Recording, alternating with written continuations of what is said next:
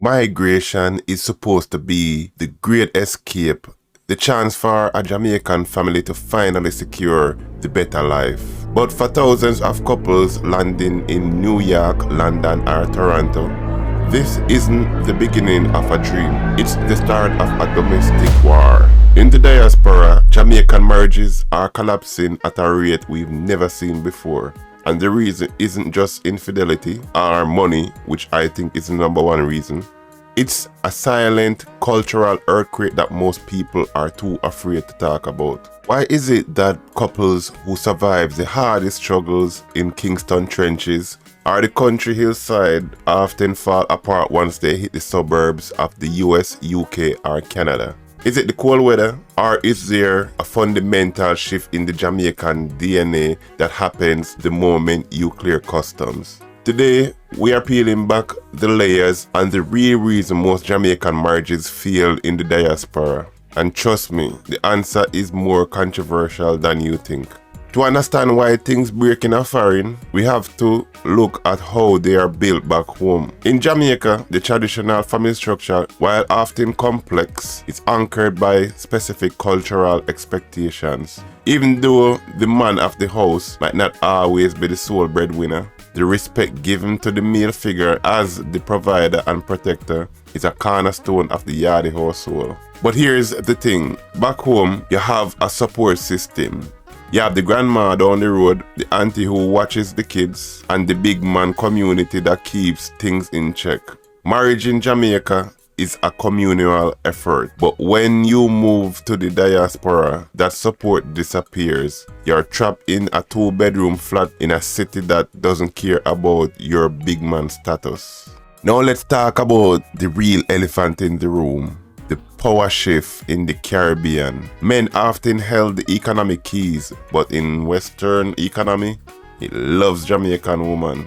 Statistics shows that Jamaican women in the diaspora often find stable, high-paying work in healthcare, education, and administration much faster than their male counterparts. Suddenly, the woman who was dependent in Jamaica is the one paying the mortgage in Brooklyn. She's the one with the credit score. She's the one with the legal status. But many Jamaican men raised in a culture of man giant. This is a psychological blow they weren't prepared for. When the wife becomes the chief financial officer, the traditional gender roles don't just bend, they snap.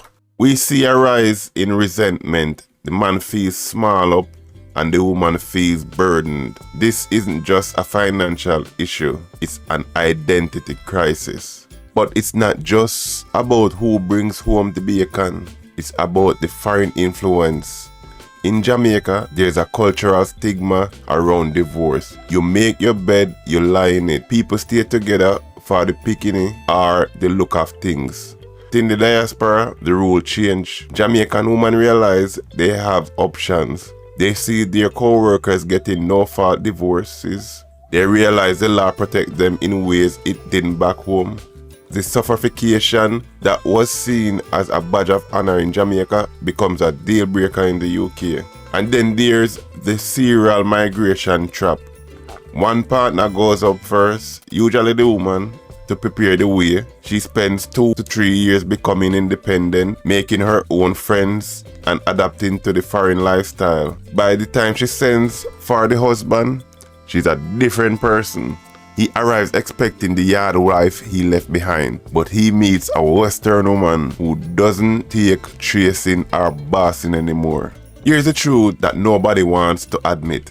Many Jamaican marriages in the diaspora fail because they were built on a foundation of survival, not compatibility.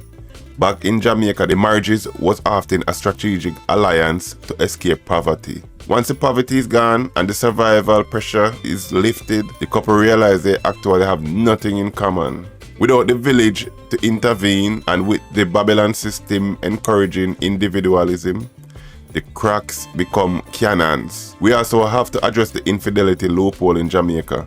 Outside children and side chicks are often tolerated in the shadows, but in a society where privacy is limited and the wife has her own bank account, that tolerance vanishes. The diaspora doesn't create the cheating, it just stops the wife from having to ignore it. So is the Jamaican marriage in the diaspora doomed? Not necessarily, but the ones that survive are the ones that evolve. They are the couples who learn to communicate without shouting down the house. They are the men who realize that leadership isn't about control, and the woman who realize that independence doesn't have to mean isolation. The diaspora is a pressure cooker.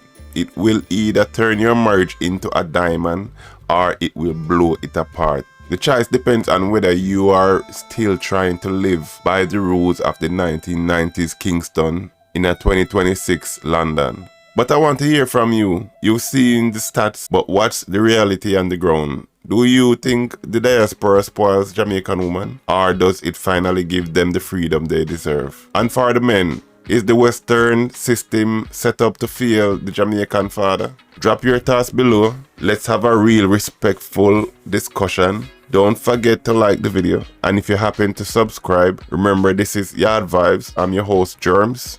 And be sure to catch us on the Unfiltered Common Sense podcast live, where we discuss these topics furthermore. Enjoy, have a good one, and peace.